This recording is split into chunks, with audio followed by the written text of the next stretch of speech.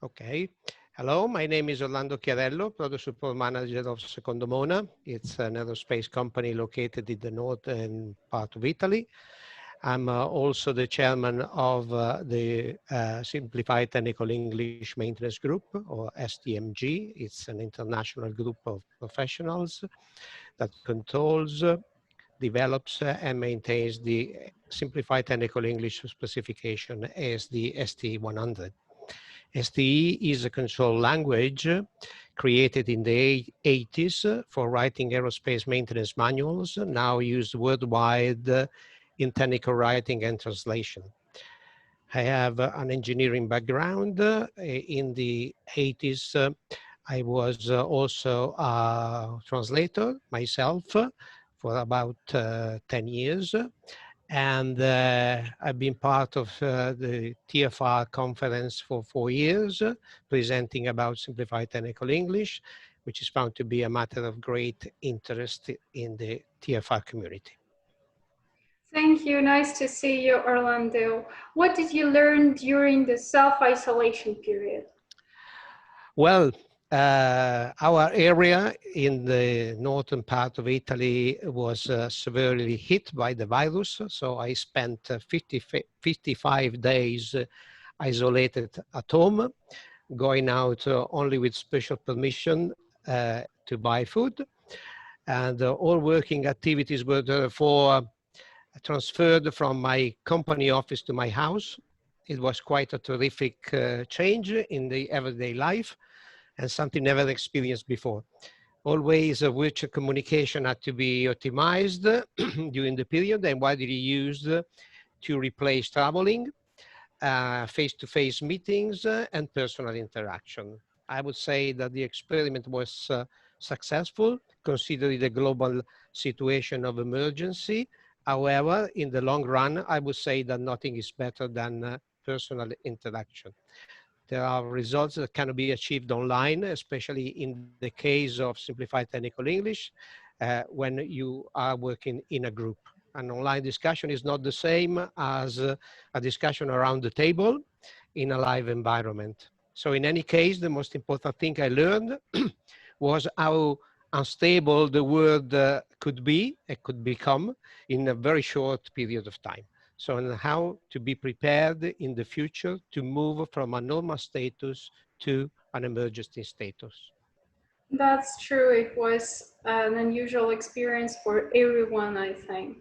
Yes. And even for our country, for other countries too. Could you also please name 3 features of a successful interpreter? Well, I'm not an interpreter, but from what I learned during these years of my participation to translation from Russia, where I met many interpreters, I think a successful interpreter must have, besides the necessary language skills and the vocabulary, a very good capacity of listening and keep the maximum concentration all time and be patient and calm. So these are, in my opinion, the most important features. And what is the key feature, all in all? The key features for an interpreter? For interpreter, what is the major feature? Well, I think the main one could be to have, I think it's a combination of all, but I think the concentration is important because you have to not to lose yourself and in order to catch every time the meaning of the sentences and to be able to translate it efficiently. I see. And what about the 3 features for translator? Okay, for translator, as I said before, I used to be a translator in the past, translating technical texts. And from my experience, I can say that a successful translator, in addition to the necessary language skills, must have always control of the translated texts. I mean, she or he must continuously review the results in a very critical way and put herself or himself in the reader's shoes it makes sure that while the text is compliant with the original, it can be at the same time easy to read and understand. This is particularly applicable to technical writing, especially procedures in technical manuals, description and operations, and in which there could also be a safety aspect to consider. So back to the question, I think the three features could be language competence, competence of the matter, and clarity. Oh, great. Thank you. And how do you see an ideal translation agency? Well, an ideal translation agency must have, in my opinion, translators that are skilled and proficient in all fields of applications. So translations may in fact vary from one domain to another, and the text to be translated may have different levels of difficulty. For instance, in technical contexts, for example, there may be excellent translators who have a poor technical background and with no knowledge of the technical terms. For example, I mean technical terms like spring, nut, screw, washer, and many others. And so the risk is to have translated text that have no technical meaning or poor quality. So going back to the question, I would say that the ideal translation agency must be able to cover all language domains and have skilled translators for each of these domains, unless the agency, of course, wants to be specialized only in one field. But an ideal one must be open to every domain. Thank you. What would happen to the translation field in 100 years? What are your prospects? Well, this is a very good and difficult question, as 100 years is a long period indeed. So in a world that goes faster and faster. When I was translating many years ago, my tools were the original text, a piece of paper, a pen, and a vocabulary. So the final handwritten text was then given to the secretary for typewriting. So now, only after 25 years, we have computers, internet, online dictionary, cat tools, machine translation engines. So machine translation, in my opinion, is certainly the future. And all these tools could become more and more powerful. However, I don't think that artificial translation or artificial intelligence can entirely replace the human mind and knowledge. And in my opinion, man should always have the last word on the final translated text.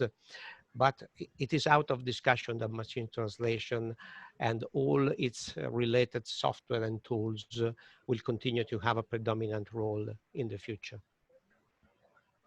Yeah, that's true. It's quite a hard question for a lot of people, and especially students. They are very worried about the fact that they would be replaced soon by computers. Yeah, let's see. but it is not true. You can have, even if you get 90% of good results, the last 10% is left to the human brain. Yeah, it's all about human. Imagine that you're the president of all translators. Which decree will be issued first? Well, this is not an easy question, as I don't know the interpreter word in detail, but I'm thinking of those professionals so those interpreted that are in dangerous geographical areas where there are, for example, conflicts and wars, and a way that to protect them, to preserve life in the most efficient way. So this is what I would bring around the table for discussion, to take care about those people. I see.